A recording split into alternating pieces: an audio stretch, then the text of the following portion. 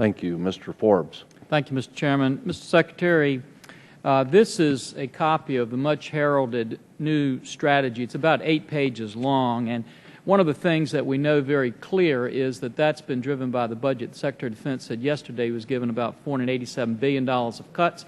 He had to get a strategy that would work within those parameters. General Amos just said if sequestration comes through, we have other budget dollars that we'd have to do an entirely different strategy, not because of security changes, but because of dollar changes. The result of all of that has been that we have gone from 1989, where we had 566 ships in the Navy, to 285 ships under these budget cuts. And I almost hear you bragging that we're not going to get any worse. Then we are going to have a $10 billion cut in our shipbuilding budget. The independent panel, bipartisan, that reviewed the QDR said we needed 346 ships. The Navy's been saying we need 313 ships. Now, once again, we're saying, okay, let's take our pencil and erase that and say 285 is okay. We're decommissioning 7 cruisers early. We're decommissioning 2 smaller amphibious ships. You're reducing your amphibious ship requirements from 38 ships to 33 and possibly 30. We're delaying the procurement of a Virginia-class attack submarine. In 8 years, the Chinese will outnumber us in subs in the Pacific, 78 to 32, and we're facing another $1 trillion in budget cuts if sequestration falls through.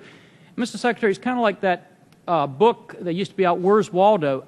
I've been looking to see and hoping that the Secretary of the Navy would be coming in, pounding on the desk, saying, enough is enough. I'm going to fight for my ships. I'm going to fight for my planes. I'm not going to be satisfied to be the lowest we've been in 20 years. And I haven't seen you doing that. And so I went to your website, and I assumed, well, it's just because he hadn't been here. He's been out saying it somewhere else.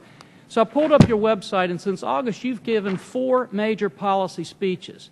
3 of those 4 speeches have been about alternative energy. Now, look, I love green energy, so I'm not against it.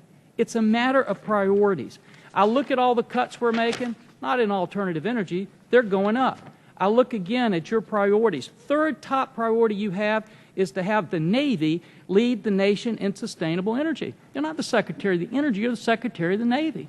And Mr. Secretary, I say this, that's despite the fact that the Navy's biofuel blends cost nearly 4 times, they're $15 a gallon, conventional Navy fuel.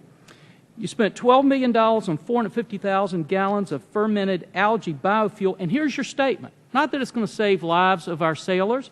You said because the Navy's going to once again lead by helping to establish a market for biofuels. Last year, I had a request that you were coming to our office or sending somebody and you wanted to do reprogramming of $170 million, and I said, thank goodness. He's going to come in and say, we need more ships, we need more planes, we need more op time, we're going to fight for our prepositioned stocks. And what you came in and asked for, essentially, was you asked to send that $170 million so we could use it for biofuels for algae. And again, the quote you said, not saving lives of sailors, but it helps advance the biofuels market. Now, Mr. Secretary, the reason I say that is because in today's Washington Post, we have 2 key articles that worry me. One of them says this is the title, Obama's Asia strategy gives Navy key role but fewer ships.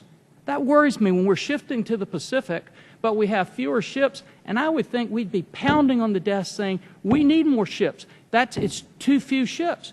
And then the other thing that worries me is the same paper I see, federal funds flow to clean energy firms with Obama administration tasks. $3.9 billion, I don't know if it's true, I'm just saying what the Washington Post said, and federal grants and financing flowed to 21 companies backed by firms with connections to 5 Obama administration staffers and advisors. So, Mr. Secretary, here's my question. I understand that alternative fuels may help our guys in the field. But wouldn't you agree that the thing they'd be more concerned about is having more ships, more planes, more prepositioned stocks, more op time home than what they're having? And shouldn't we refocus our priorities and make those things our priorities instead of advancing a biofuels market? And I'm going to give you the rest of the time to respond to that. Well, thank you, Congressman. I have made it the priority of this administration to build the fleet because, as I pointed out in my opening statement, in the 8 years before I got there, the fleet had declined pretty dramatically, both in terms of ships and in terms of people. So in one of the great defense buildups that this country has ever known, the Navy went down. The number of ships went down, the number of sailors went down. Today we have, just last year, we have 36 ships under contract. And they're all, by the way, firm fixed price contracts so that we can afford these ships, so that we get the ships that we need. To compare the 285 ships that we will have in 2017 to the whatever number of ships we had in 1989, the different capacity, the different capabilities, the advancements that we have made. Mr. Secretary, I don't want to interrupt you there, but I just want to say this. I'm not comparing them to what we had in 1989. I'm comparing to what the Chinese may be building over the next several years, because they've got more ships now in their Navy than we do. Granted, not the same capability, but at some particular time, it bothers me that their curve is going up and ours is either holding firm or going down. And I'll let you. Gentleman's time has expired.